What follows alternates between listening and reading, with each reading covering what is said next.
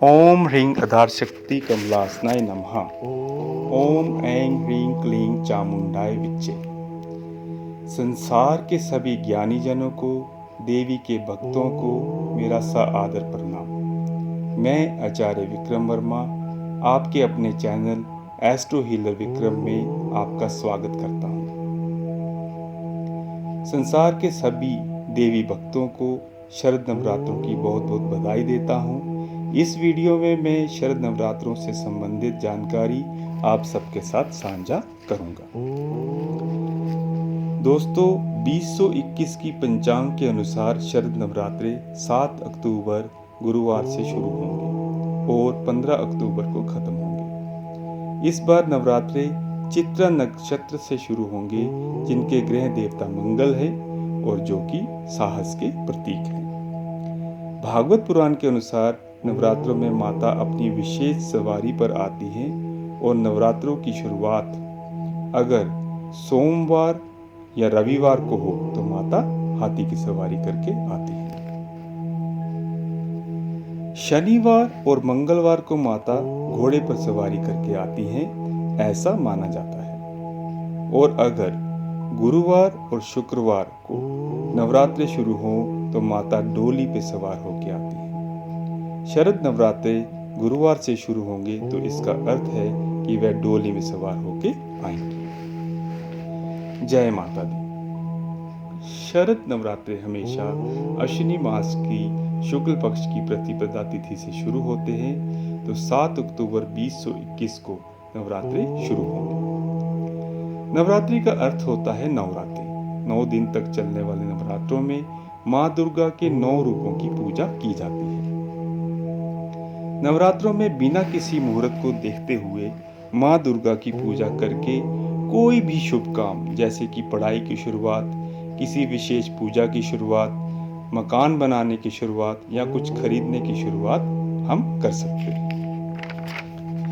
नवरात्रि माँ दुर्गा की उपासना का त्योहार है।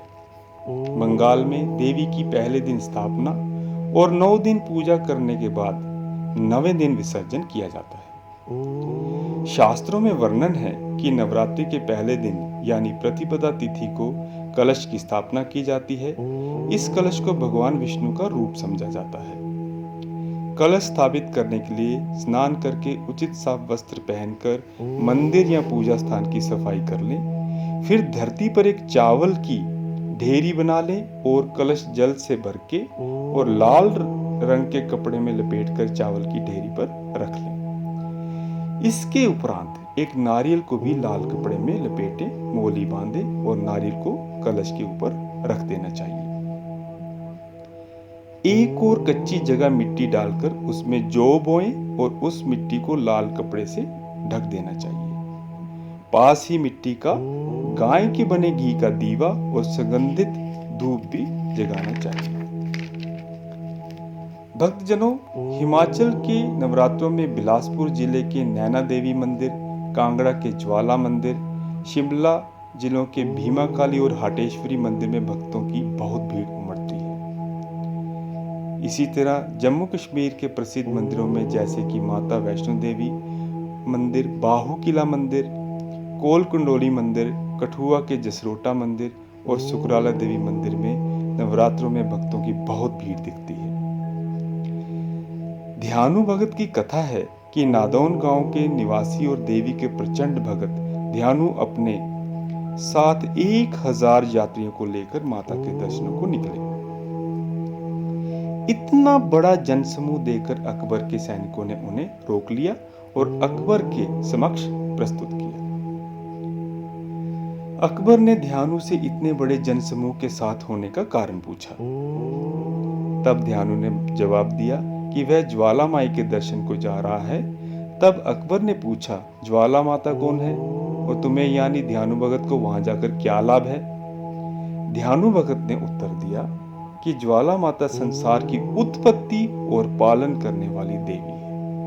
वह हमें अपना पुत्र समझ हमारी सब मनोकामनाएं पूरी करती है। उनकी इतनी शक्ति है कि वहां बिना तेल बाती के जोत जगती है। हर वर्ष नवरात्रों में लोग उनके दर्शन करने जाते हैं। तब अकबर ने कहा, मैं नहीं मानता। अगर तुम्हारी देवी कोई चमत्कार करके दिखाए तो मैं मान लूंगा कि देवी शक्तिशाली है और वहीं जगत की पालन करता है। अकबर ने कहा कि मैं एक घोड़े की गर्दन अलग किए देता हूँ। यदि देवी ने उसे वापस जोड़ दिया तो हम मान लेंगे देवी शक्तिशाली है। तब ध्यानु भगत ने देवी के नंगे पांव यात्रा की और देवी को प्रार्थना करी कि घोड़े की गर्दन को वापस जोड़ दो, नहीं तो मैं अपनी गर्दन काटकर आपके चरणों में भेंट कर दूंगा। जब कुछ देर देवी से उत्तर नहीं आया तो ध्यानु ने अपना शीश काटकर ज्वाला देवी को भेंट कर दिया। तब ज्वाला देवी प्रकट हुई। उन्होंने ध्यानु का सिर वापस जोड़ा और घोड़े का सिर भी वापस जोड़ दिया। ध्यानु भगत ने देवी को कहा, देवी, संसार में अपनी मनोकामनाएं पूरी करने के लिए हर कोई अपना शीश काटकर नहीं दे सकता। तब देवी ने कहा, अगर कोई हृदय से खुश होकर श्रद्धा पूर्वक मुझे नारियल भी भेंट करेगा तो मैं उसकी मनोकामनाएं पूर्ण करूंगी।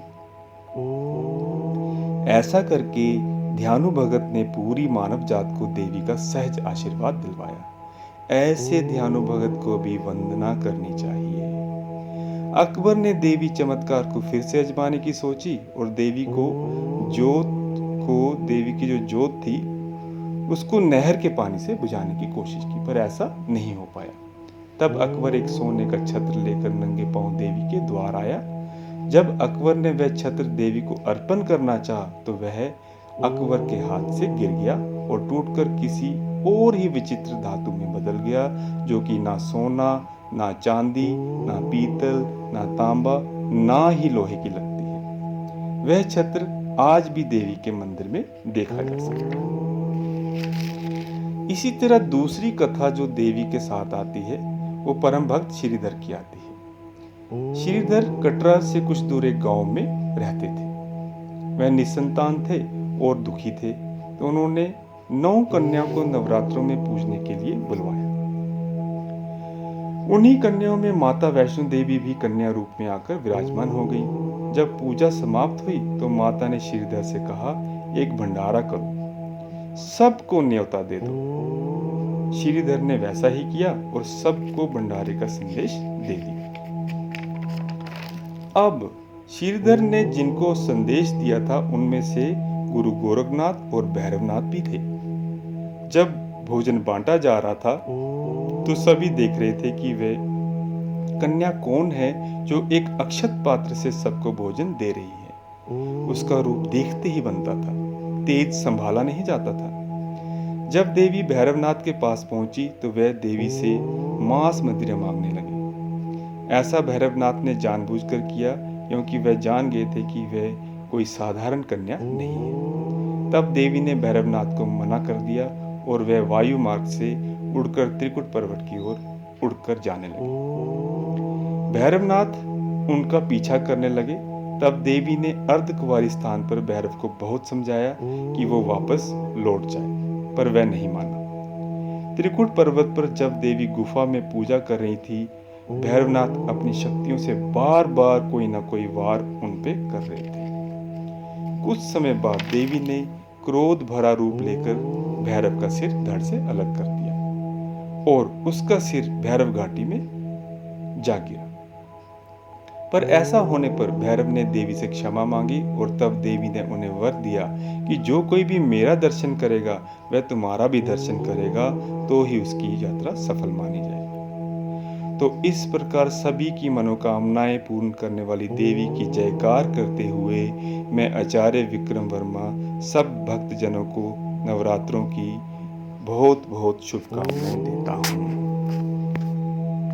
मेरी आपसे प्रार्थना है, मेरे इस चैनल को सब्सक्राइब कीजिए और नोटिफिकेशन बटन को दबाइए ताकि जो भी वीडियो मैं अलग अलग समय पे डालता हूँ उसकी नोटिफिकेशन आपको मिलती रहे और आप उन वीडियो का देखते रहें और सराहते रहें। धन्यवाद।